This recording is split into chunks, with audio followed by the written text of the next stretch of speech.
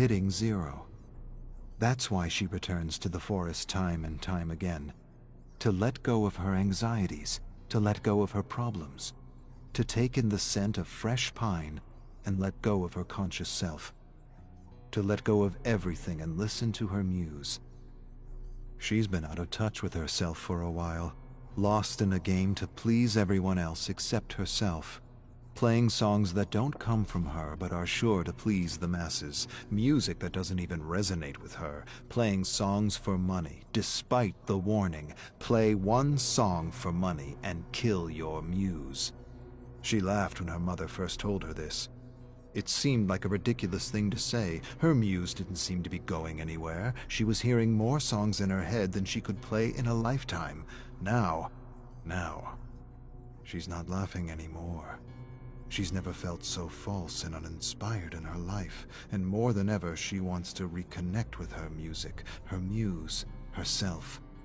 She closes her eyes and peels away the layers until her mind is empty and open to the great unknown. Kate strums her guitar freely, but nothing's coming to her. Just a dark, disturbing melody that's been returning to her every time she hits zero. A melody so unlike anything she's ever played that she doesn't know where the inspiration comes from. She's never played a tune so dark and yet so catchy. The harder she tries to push the ominous melody out of her mind, the stronger it gets, the more it demands to be written down. She wants the melody to stop, and yet it's all she hears around her, above her, below her, beside her, within her. One endless, foreboding melody, a melody that just isn't her. Or maybe it is her. Maybe the show pony routine has changed her, corrupted her, perhaps even crushed her, and if not her, the best part of her, her muse. She stops strumming, closes her eyes, pushes everything out of her mind, and begins a slow and patient countdown back to zero. She waits for an inspiration that never comes. Nothing except that lonely, ominous melody. The more she tries to strum something else, the louder it echoes in her mind. She stops for a long, silent moment, but the tune doesn't.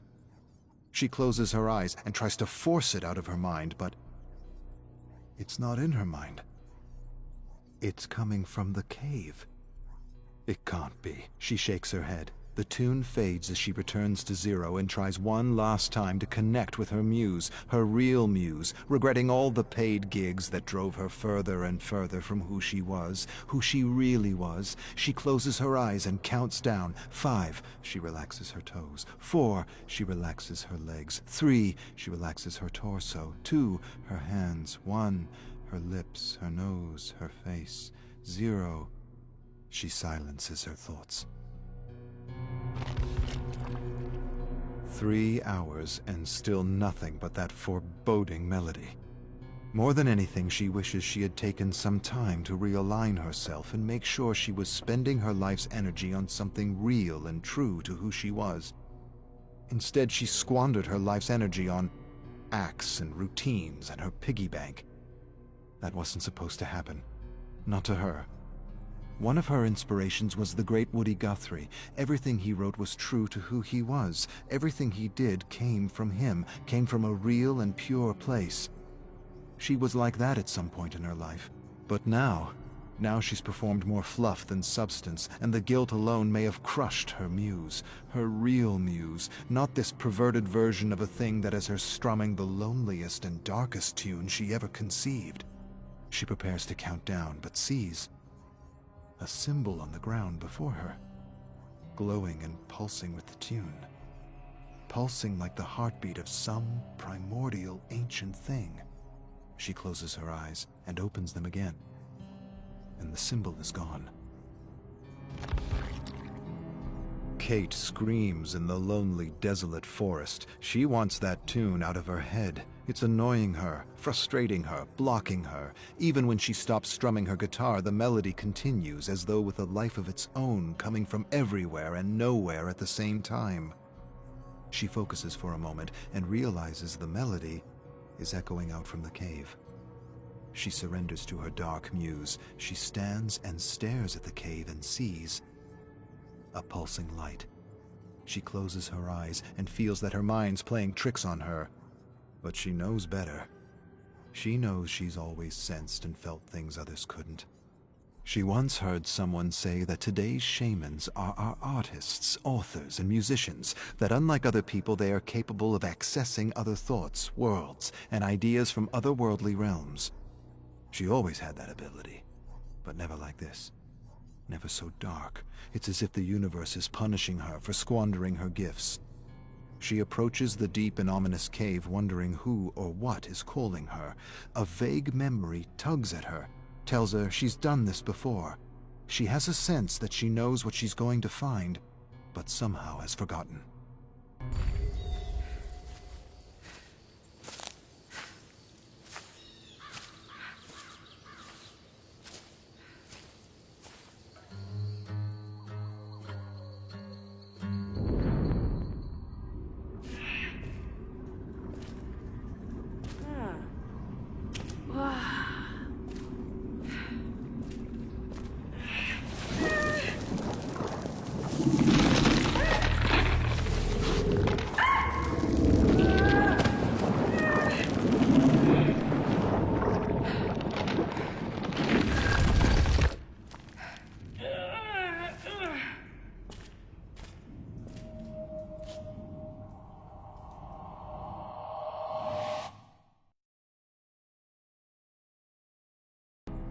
Dawn bleeds across the craters and trenches and into the devastated forest. Explosions tear the ground. Mud rises and showers Anna. Men tumble headlong into open craters filled with rotting cadavers. Mangled human and horse flesh make a feast for rats. Other men are blasted to bits and pieces. Some drown in mud and blood. The brutal savagery of these human animals amuses Anna. She's never been so entertained. They are worse than hungry wolves fighting over a carcass. Some speak words she understands. Others speak words foreign to her ears. A pathetic scream like nothing she's heard suddenly startles her. She follows the source of the sound into the decimated forest, where she sees a small canvas tent and Russian soldiers guarding foreign prisoners. She watches them all evening. She watches horrified when they execute one of the horses for dinner. So much meat wasted due to sloppy butchery. After dinner, the Russians grab one of their foreign prisoners and crush his head with a shovel to pass the time. They laugh and make jokes. She watches them in the shadows and laughs silently. Not with them, at them. A shovel is clunky, the blows are awkward, the death messy. These men are neither fish nor meat. Her mother taught her better. She was going to search for another pack of human animals, but something catches her eye. Something that reminds her of her father. Something perfect for her little Bushka. A gift. Anna hides in the shadows and fixes her gaze on the gift. The Russian soldier carves the gift as he guards and swears at foreign prisoners in the shredded canvas tent. They kill and torture each other because they cannot talk to one another. She remembers a book her mother once had. She pointed to the pictures and called them soldiers. They were the ones who butchered her father. Soldiers tear each other apart for reasons her mother could never explain. She watches them and doesn't understand. She's not sure they do either. Maybe they like the hunt, the scent of fear, the bloodlust. She stares at the perfect gift and wants to give them a little war they'll never forget. But there are too many, and her mother suddenly appears before her with a smile and tells her little Anna she will need to thin the ranks. I can do that. I will show you, I will show you, and I will show them where crawfish sleep. The Russian soldier does a peculiar thing to his prisoner. He ties him to a gnarled branch by his ankle and lights a fire a few inches under him. She scrunches her brow, confused. You kill the game before you roast it, but these soldiers enjoy his agony. She recognizes the yelling and shrieking foreigner. Just a few moons ago, he was torturing Russian prisoners in another tent. Just a few moons ago, he was the tormentor. The Russian holds the perfect gift in his hands while the prisoner shrieks and squeals like a pig. She smirks. It's kind of a funny cry. It is. It's amusing. The Russians make jokes and imitate the squealing cry. She fights down explosive laughter. It's the most ridiculous sound she's ever heard. The sound of an approaching soldier suddenly startles her. She wheels to see a glittering bayonet rushing her. She evades and grabs the pathetic scrawny man by the neck, curls her calloused fingers around his bulging apple, and yanks with devastating fury. With a choked gurgle, he collapses and lies dead on the ground with his throat torn out.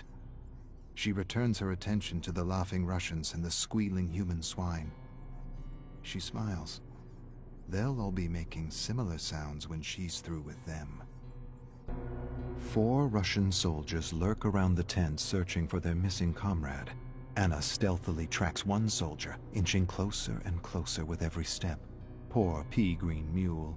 He has no sense these will be his last few breaths. She watches him for a long moment, then strategically steps on a twig. The crack makes him turn, but before he meets Anna's gaze, her axe splits his nose between the eyes, smashing his teeth and severing his tongue. She covers his bloody mouth with her hand as she rummages through his pockets for the perfect gift. Nothing. She raises her hand to let the choking, gurgling sounds lure the other 3. Carefully they approach with their bayonets raised and ready. She grinds her teeth in fury and bloodlust. She rolls their comrade's severed head in their midst. A moment of shock, and it's all she needs as she leaps out and drops 2 soldiers with one lash of her axe. The other soldier rushes in with a scream, and she meets him with a sweeping stroke that severs his head clean off the torso. A geyser of blood erupts as his headless torso staggers stupidly back and forth as though searching for its lost head. The torso staggers forward, then pitches backward and collapses. The sounds of another attack reach her before the blade. She lashes left and right, and the body collapses in mangled pieces. The soldier stares at the pieces of his body around him in terror. She laughs and thinks about that story her mother used to tell her. Sorry, Yetso. Can't be put together again. Anna finds these soldiers curious. Where once the Russians and foreigners were roasting each other alive, they are now working together to survive her attacks. They are calling her a ghoul, a monster of the forest, saying she is a Bodark. Together the soldiers dig pits and sabotage their camp. Anna toys with them. She's outnumbered, and she knows it. She weakens their senses by depriving them of sleep. Every night she approaches their camp, sings a lullaby, then howls like a Bodark. The soldiers wake in a frenzy and scuttle in terror as she returns to her cabin to sleep with her little one. She rests for a few hours and then returns to her little war to reignite a cycle of terror. 1 or 2 sleepless nights and they'll be ripping each other apart. It'll be a matter of walking in and taking what belongs to her little Bushka.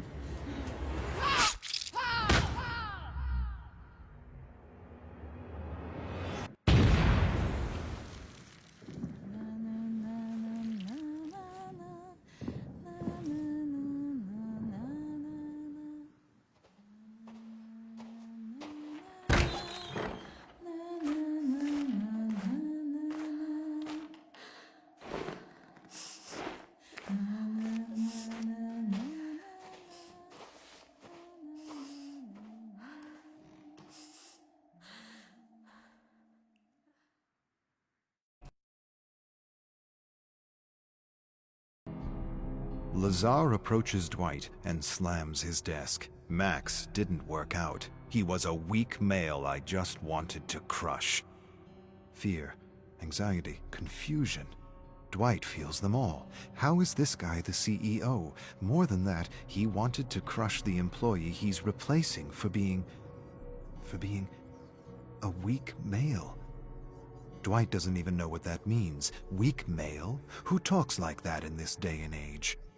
His hands fidget nervously. He swallows a growing lump in his throat. Lazar smashes his desk again. I need you to be bolder than him, Dwitch. I need you to get the buzz out there that we're the best company in the business. Did he just call me Dwitch? Dwitch. He just called me Dwitch. Dwight's still not sure what he's supposed to be doing at Peak 22. He's a Storyhook supervisor. He has no idea what that is. Sounds convoluted and made up. Sounds like bullshit.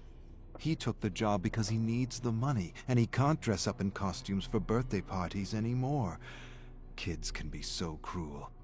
He's supposed to create fake profiles and write positive reviews about Lazar and his company. Lazar gives his desk another thump. Be a lion, Dwitch. Pounce on the internet. Pounce. Get the word out. Peak 22. We design story hooks for ads that transcend humanity. Dwight has no idea what that means. Lazar leaves a test on his desk and walks away. Dwight stares at the test, unsure. Rose, the manager who hired him, approaches him and explains it's an intelligence test. Lazar wants to make sure he's the smartest in his company. Best advice? Flunk it. Dwight smiles. Gotcha. Our thing is Storyhook advertising. Dwight cringes every time he hears Storyhook. Lazar's trying to be different just to be different. Most advertisements use stories to wrap a message in emotion. Just because you call it a Storyhook doesn't mean it's new, doesn't mean it's different. Storyhook is a term used by high school English teachers. Rose laughs. Yes, but Lazar's an idiot, and he wants to feel like he created his own theory for his upcoming book. Dwight's eyes go wide. Book? What book? Rose laughs absurdly and explains. An autobiographic book, a guaranteed bestseller highlighting Lazar's new theory on creativity. But Lazar hasn't done anything yet. It's all smoke and mirrors. Rose laughs and corrects him. He's done one thing really well. He's burned through millions. Rose changes the subject and tells Dwight he needs to meet Lazar's ghostwriter for an interview. Make sure to shower praises about our naked emperor for his autobiography. Dwight approaches Rose. She isn't her usual jolly self. Dry tears line her cheek and her eyes are swollen. She tells him Lazar embarrassed her at a meeting when she refused to go along with his jokes at the expense of the sound designer's speech impediment. He humiliated her for not going along with his stuttering impression. Rose sighs and advises Dwight to record all meetings with the Naked Emperor, not just for legal reasons, but for the yearly roast. Dwight raises his eyebrows curiously. Yearly roast? What yearly roast? She tells him about a yearly gathering of ex-employees who get together to laugh at Lazar's stupidities. Dwight tilts his head. He's really confused. In his mind, Peak 22 just opened its doors. How long has Peak 22 existed? Rose calculates on her hands. 5 years. Dwight can't believe his ears. 5 years and Peak 22 has nothing? Rose smirks. Correction. 5 years and we almost have Lazar's biography and his theory on creativity. Dwight showers Lazar with online praise using fake profiles. It's the coziest job he's ever had. As he prepares to create another false profile, he suddenly hears shouts coming from Lazar's office. He freezes as Lazar verbally assaults the Peak 22 lawyer. The lawyer is telling him Storyhook can't be registered. It's a concept in many high school textbooks. Lazar fires the lawyer on the spot. The lawyer promises he'll sue. Lazar doesn't care. He'll settle. He always settles. It isn't his money. And Dwight's heard he's got his benefactors eating out of the palm of his hands. He's already settled dozens of wrongful dismissals. Rose attempts to calm Lazar down, but he screams at her to mind her business. Dwight wants to help her, but he's never made so much money doing so little before. He likes making money doing nothing. But his hands are fidgeting, and his palms are getting damp and clammy. Hearing Lazar verbally abuse Rose is difficult to bear. He imagines all kinds of scenarios where he leaps from his desk to help her. Nervousness fills his bladder, and he leaps from his chair and rushes to the bathroom.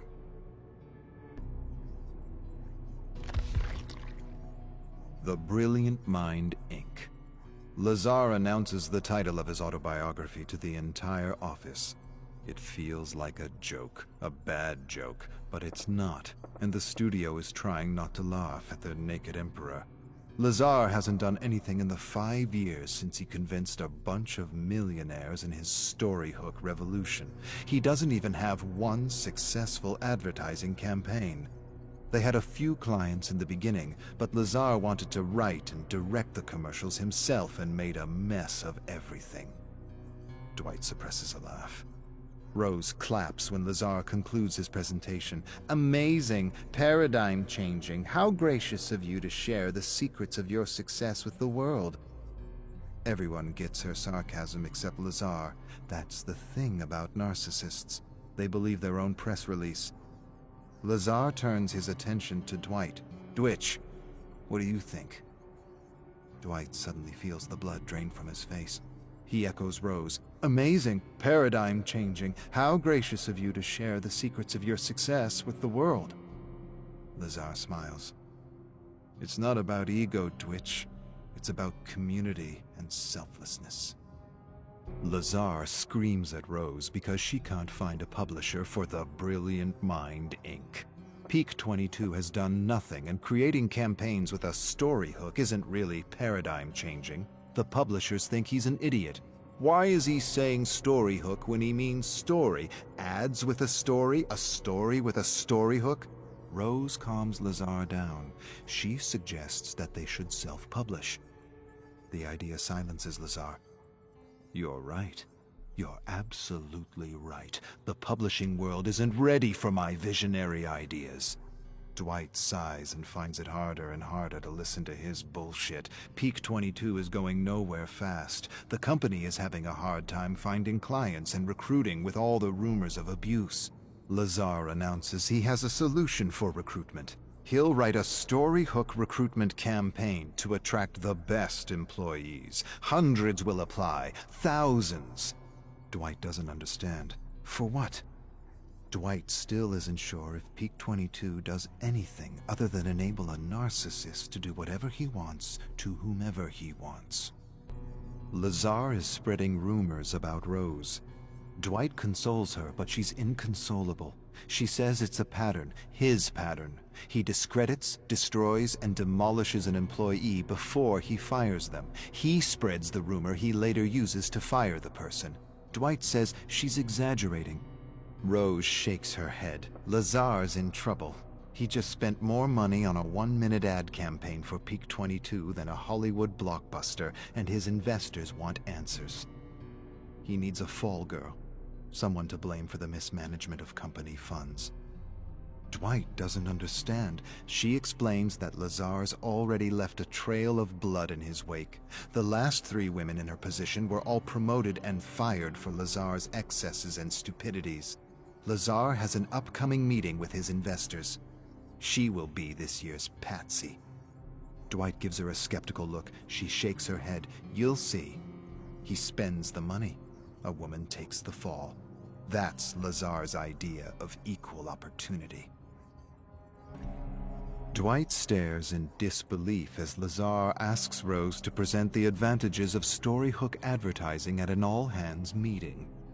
He interrupts her on every slide in front of everyone, then cancels the meeting. He acts as though it's the first time he's seen Rose's deck. He announces Rose has no idea what a storyhook is. Everyone leaves the cafeteria feeling bad for her, grumbling that no one knows what he means by storyhook or how stupid he is for using a contrived term that just means story. Dwight doesn't understand because she validated every slide in her deck with Lazar. He heard them agree. Before Dwight can talk to her, she is fired and escorted out of Peak 22. Dwight watches his friend, a single mother, walk out. this year's patsy for Lazar's excesses. He siphons the investment money, and his friend gets the boot. The whole meeting was a setup to discredit her in front of everyone. Lazar approaches Dwight. "Sorry, Dwitch. I know Rose was your manager, but I had to let her go. She wasn't aligned with our company values." Dwight stares at Lazar in mingled shock and horror. What values? He wants to scream at Lazar. He wants to grab his ears and rip them out of his narcissistic head. Instead, he nods and silently prays there is justice in the world. Dwight listens in disbelief to stories of Lazar. Real-life horror stories. Stories that defy reason for this day and age. It's a yearly ritual for those who have had the misfortune to work with Lazar. They've all gathered to watch the leaked Peak 22 recruitment video. Dozens of people, each wearing a white Peak 22 t-shirt with a ridiculous Lazar quote they scribbled on with marker. One of them worked with Lazar at a production company where he tried to produce a terrible web series he wrote. It's about an alien computer that takes over the world and controls its inhabitants with a matrix that simulates reality. No one told him he just pitched the premise of a major blockbuster film. She imitates Lazar selling his web series. It's different. It's unique. It's not horror. It's not sci-fi. It's terror. Sheer terror. It's a new genre. It's simulated terror. Lazar believed he had created the next big genre like cosmic horror. The writer shows a book written by Lazar, Simulated Terror, Guidelines for Writers in His New Genre. They all burst out laughing. Dwight laughs so hard it hurts. Who says story hook when they mean story, or simulated terror when they mean sci-fi? The stories of the Naked Emperor continue throughout the night, and Dwight is convinced there is no justice. Peak 22's ex-Storyhook supervisor talks about how Lazar called him a weak male for not wanting to cyberbully a blogger for using the term Storyhook.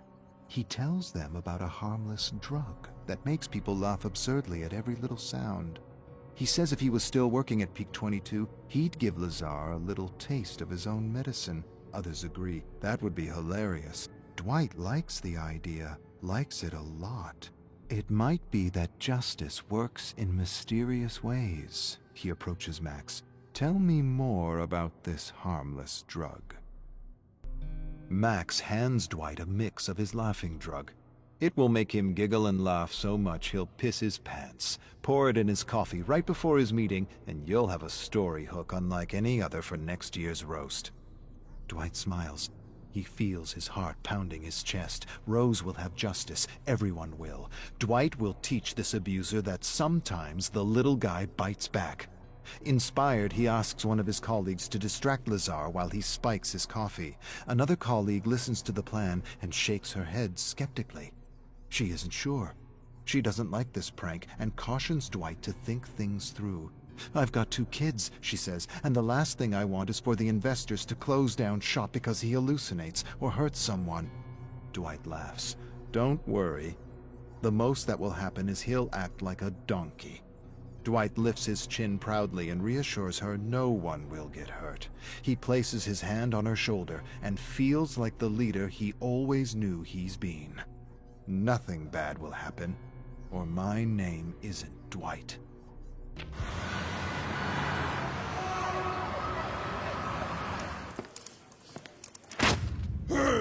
Hey, look!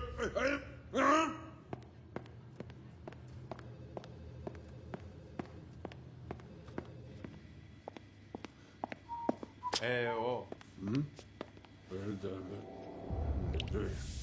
Hey!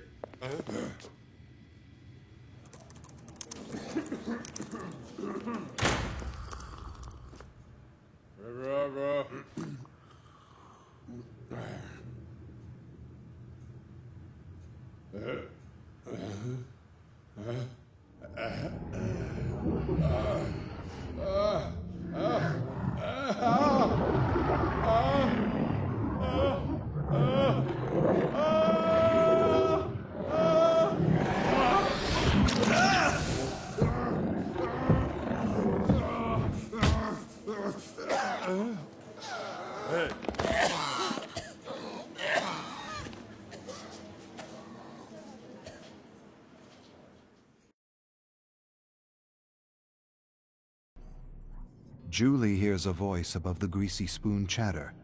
"So, you an artist or something?" She turns to see Frank. "Artist? Hardly. I doodle to escape the banality of Ormond." He stares at her sketch. He seems to recognize himself standing in line for a hot chocolate. "That me?" She feels sudden warmth running up her neck. She already knows before he tells her that he's not from Ormond. He looks different, fun, free, rebellious. He sits beside her and offers to model for her with a laugh. They stare at each other for a long, stretching moment. She decides to invite this charming stranger to a party she's throwing at her house for a friend who just got fired. Joey can't seem to keep a job. With a laugh, he says, "Joey sounds normal. You know how much programming it takes to get a human being to accept the whole 8-hour-a-day routine?" He continues ranting about how school isn't education but brainwashing. If it were real education, if it were true education, the core subjects would be philosophy and critical thinking. Julie laughs and knows her friends are going to love this iconoclast. She certainly does. She didn't stop thinking about him since she first saw him. Now she hopes he shows up at her party. His rant stuck with her, and she spent a few hours researching how education was corrupted to meet the demands of the Industrial Revolution. Conveyor belt education for assembly line jobs. Nothing has changed for the last 100 years, only the products. Frank shows up with drugs and drinks, party treats. Julie introduces him to her best friends Joey and Susie. They talk favorite foods, slasher movies, and killers all night. Julie amazes Frank with her profound knowledge of serial killers as she leads him to her bedroom and shows him her scrapbooks filled with pictures and clippings of famous murderers. Everyone leaves or passes out while Julie and Frank discuss murder and mayhem, trying to one-up each other with details and trivia. Julie wins with a story of the abandoned cabin where the soldiers of mayhem hang out, plan, and wreak havoc on the unsuspecting sheep of Ormond. Frank laughs and calls bullshit on the story. No such thing as the soldiers of mayhem. He read enough about Ormond to know that nothing of the sort happened at the resort cabin, nothing but bad business and bankruptcy. Julie laughs. This story, Frankie, happens in the future. She grabs a black felt marker and writes Soldiers of Mayhem on his white shirt. He smirks. "I like the idea, but I hate the name." Julie shrugs. "It's a work in progress." Julie feels alive with Frank. More than alive, complete. At first she thought he was an iconoclast rebel, but soon realized he just liked to argue and push buttons for fun. He thrilled as much as she did to smash beliefs and watch people unravel. Not just people. Ugly people, he called them. It's the name he gave to those people who need to be right, who always need to be right. They were the easiest to push over the edge. Ormond was full of them, ugly people, entitled preps and politicians who would turn blue in the face if you challenged any of their beliefs. Julie hands Frank a ski mask. He gives her a curious look. "Tonight we all play a game. Whoever steals the most car emblems wins." Frank smirks. "Wins what?" She approaches Frank and whispers, "Whatever the winner wants." Frank quickly puts on his ski mask and rushes into the snow-covered streets of Ormond, searching for cars. More than love, more than passion, Julie feels Frank is her spiritual twin. She spent the whole night confiding her darkest desires to him, how she often wondered what it would be like to set fire to the entire town. Frank leans forward and tells her she can do anything she wants. She just has to know what she wants and build an image of herself doing what she wants in her mind.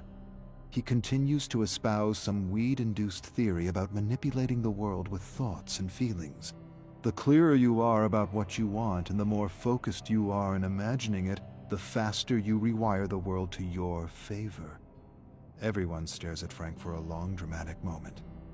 Then they burst out laughing in unison. "Let's all just imagine buckets of money." Frank shakes his head. "Money is dead on its own. Money doesn't inspire the world. Real passion and emotion does. See yourself doing what it is you want to do for the rest of your life with passion, Be clear and focused, and do not waver, and watch the world work in your favor." Another silence. Julie smirks. Frank nods seriously. She closes her eyes and imagines herself and her friends turning Ormond into their personal playpen. She opens her eyes. Julie and Frank wait for Joey and Susie at the old abandoned cabin. Of course, it had to be the cabin, the only exciting place in Ormond. Julie looks at the place. It needs some love. Joey and Susie are out messing with the sheep of Ormond as usual. They soon enter with a bunch of stop signs and laugh about the accidents they caused. No one dead, but some serious injuries, 6 to be precise. They snap some pictures to capture the moment. Joey then tells them he got a new job at the local hardware store. They all make bets on how long he'll keep this job. Julie appraises the space and has an idea. She'll decorate the walls with the emblems they pulled off the cars of Ormond. Everyone likes the idea. Joey adds he wants to hang the stop signs on the wall. Inspired by the small traffic accidents Joey and Susie engineered, Julie suggests another name for their little gang: the Marauders of Mayhem. Frank shakes his head and his eyebrows frown. Too tough on the tongue. Joey disagrees. "I love it." All eyes turn to Susie. She shrugs. "I agree with Frank. It's a mouthful." Julie and Susie enter the hardware store. Joey wants them to be quick. The owner will be back in 10 minutes. Frank tells him to stop panicking. They grab supplies for the cabin: paint, brushes, masks. A snow globe captures Frank's eyes. Joey tells him to leave it, says it's his boss's collector globe, the first snow globe for tourists when Ormond became a popular getaway for snowboarders and skiers. Frank scoffs and takes the globe anyway. Julie stares at Joey and shrugs. Whatever. The globe gives her an idea. She grabs a few generic Ormond globes for a personal project. The cabin is almost ready. Some finishing touches required, and Frank and Susie are hitting a few homes for supplies: toasters, pans, cutlery, TV, computer, linen, anything to make their refuge a little cozier. Julie stays behind refashioning generic Ormond globes with scenes of mayhem. Frank approaches her. "Can I have one of those?" She hands him a globe with 4 stick figures setting a snowman on fire. He says it should be a real person. Julie feels offended. He didn't see the detail. It is. Frank scrutinizes the globe and sees a stick man embedded in the fake snow. Nice. Julie imagines something crazy. In her mind's eye, she imagines herself killing someone with her friends. She has no other image, and no doubt, it's more than an image of a first kill. It's an image of her in a newspaper clipping. She makes Ormond exciting again with a series of murders. Her phone startles her. She answers. She hears his voice, and Frank tells her to meet him at the Ormond Majestic Theater. Why? What's playing? He doesn't answer. She gets in her second-hand sedan and drives through the blinding snowstorm to the theater. He graciously opens the door, helps her out. Joey and Susie are standing by the theater holding empty gas containers. Frank hands her a match. "Please, do the honors." She strikes the match, watches the flame ignite strong, then it dwindles in the cold wind. Before it extinguishes, she flicks the burning match at the theater. A moment later, a massive fire erupts in the blinding snow. She stares at Frank, at the fire, at Joey and Susie, and she has this sudden crazy thought that Frank is right. Somehow the world is conspiring in her favor. Joey paces the cabin, suggesting names for the group. Susie thinks they need some kind of a costume, like superheroes. Julie laughs. "We trying to be famous?" Frank shrugs. "Why not?" Julie shrugs. "No one ever got famous with petty theft and arson. Maybe we should do something real." Frank leans forward. "What does that mean? Something real?" Julie goes quiet for a moment. She's not sure what she's thinking, or if she's thinking at all, but she wants to feel the thrill she's read about in books. She wants to be more than common, more than ordinary, bigger than life. Frank smiles at her and asks if she thinks she could kill someone. She thinks for a moment. "I could." Frank raises a skeptical eyebrow. After a moment, he says he probably couldn't really kill someone. Julie teases him. Not even for me? He shakes his head. Not even for you. And you? Would you kill for me? She echoes his bullshit answer. Never. He laughs and echoes her. Not even for me? Not even for you.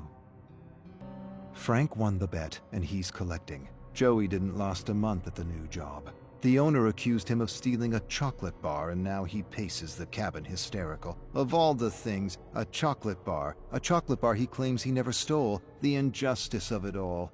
Julie suggests payback. Let's break into the store, get some more supplies, set the whole place on fire to let Ormond feel the wrath of the Legion. Joey freezes when he hears the name. Frank raises a curious eyebrow and then nods approvingly. I like it. I like it a lot. She throws them generic masks. Plain, bland, unimpressive. The only thing we need now is a proper mask.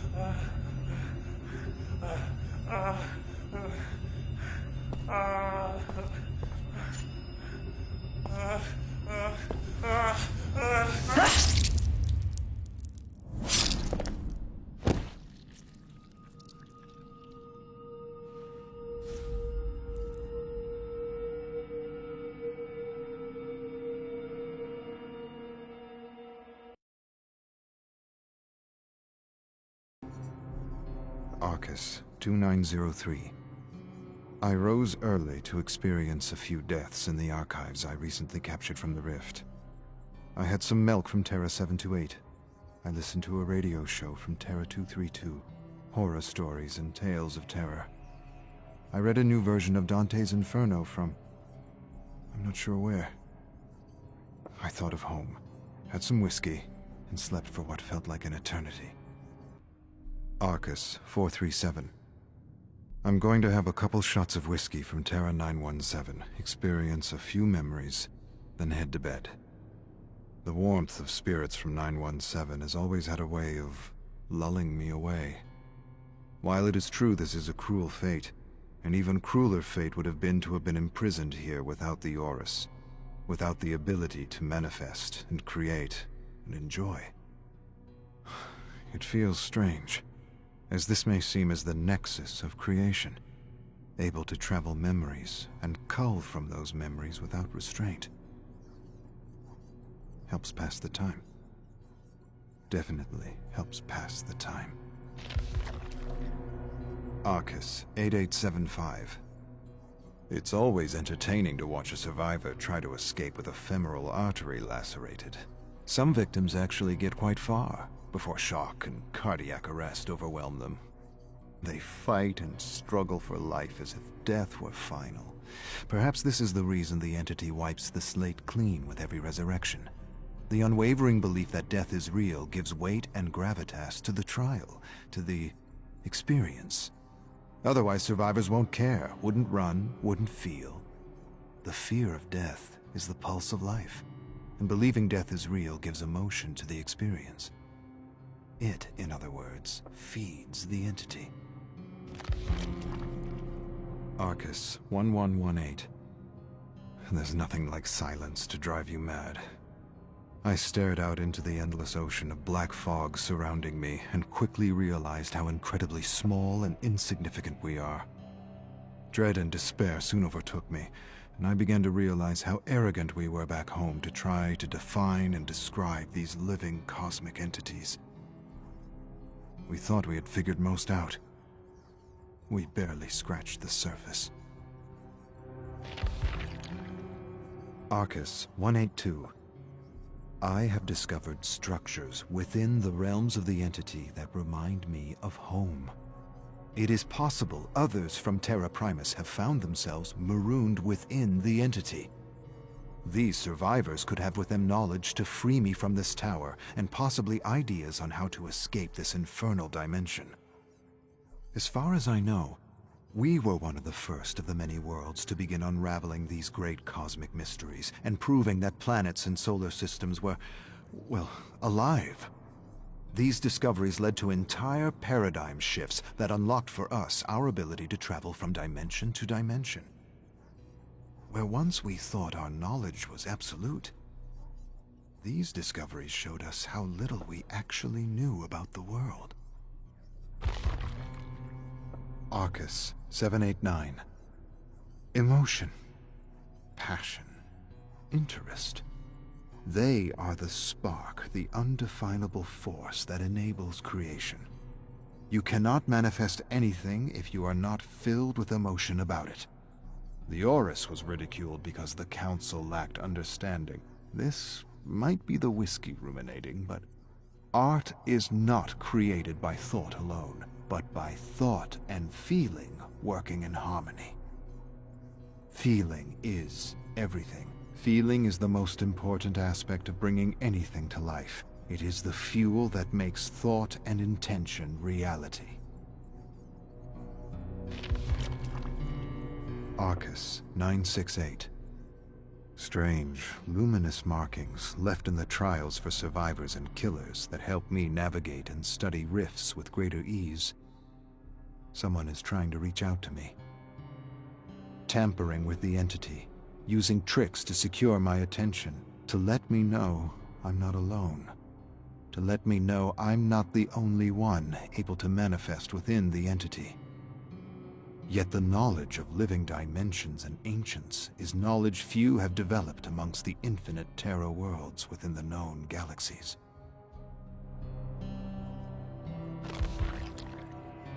Arcus 571.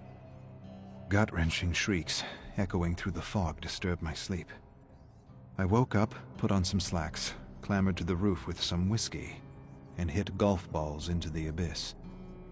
There's something about hitting iron and wood into oblivion that's calming, even therapeutic. I must have hit 1,000 golf balls before the yelling and screaming finally subsided, and I called it a night. Arcus 572. Someone left a bucket of golf balls at my door with a note. Best balls ever. Upon further inspection, I realized they were hardened eyeballs. Fossilized eyeballs, collected no doubt throughout the Lost Realms. I didn't realize eyeballs could be fossilized, or that they make, dare I say, decent golf balls.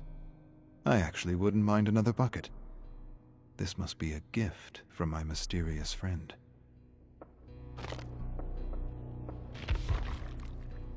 Arcus 7294. I woke up soaked in blood, with no recollection of what transpired the night before. The blood dripped off my nose and chin. I felt my forehead and scalp to discover a deep, stinging gash. Accident? Self-inflicted? Nightmares of the fog? Creatures of the abyss? I didn't know. Later, by the bed, I discovered a purple mound of flesh and gore. I cleaned the slop and tossed it out the window into the abyss, from where it had come. Arcus 129. A knock at the door and an invitation attached to a bottle of whiskey waiting for me at the foot of the door. I kneeled to inspect the invitation. You are cordially invited to the entity's birthday. The entity has a birthday. Am I losing my mind? My grip on reality, whatever that actually means here. Is this some kind of prank by a marooned soul? Arcus 1256. Discovered new memories of Evan, which shed some light on his descent. The question I am asking myself is, did the entity begin to corrupt him before he was snatched for the trials, or was all that anger and bloodlust a result of his harsh upbringing? Either way, I would not expect him to comply with another authority figure. even if that figure was an old one. Arcus 723. I pity Dwight. It's as though every action he takes brings the opposite of what he intends. Trying to help his fellow employees from an abuser, he ends up shutting down the entire operation, leaving many in a far worse situation than they were ever in. Granted, spiking a narcissist's drink and watching him unravel was worth the price of admission. The many memories of survivors struggling with narcissists have led me to the conclusion that there are only 3 possibilities when relating to a narcissist: enable them, run away from them, or destroy them. But beware, narcissists take everyone with them when they go down.